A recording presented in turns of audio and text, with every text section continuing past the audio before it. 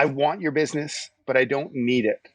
And that is Mm-hmm. something for me as a salesperson at the end of the day that it's taken me, I'll admit, years to truly embrace. And really, that is so indoctrinated into me is that, and our owner of our brokerage, he made a comment when we have a little Oakland University program that agents coming in, and I had already been a realtor for 9 years, or sorry, uh, 7 or 8 years before I joined Oakland. And I still went through what they call the Oakland University. And Michael Yu, one of our owners, he's like, there's more than enough deals to go around. There's always people that are at a different stage of life, getting a promotion, moving, perhaps they're losing a family member or gaining a family member.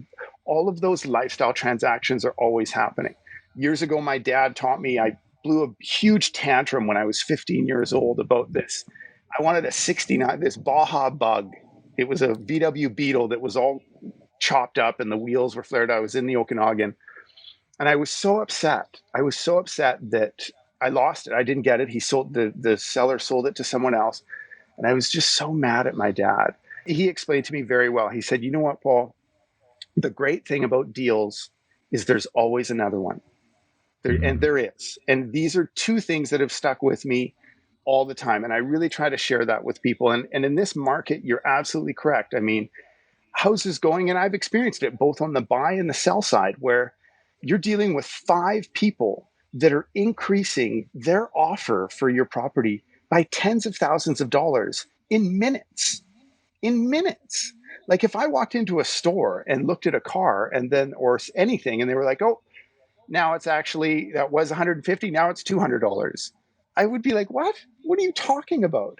But that is actually the example of the Vancouver market. And it doesn't serve anyone to react to that. Like, I get it that,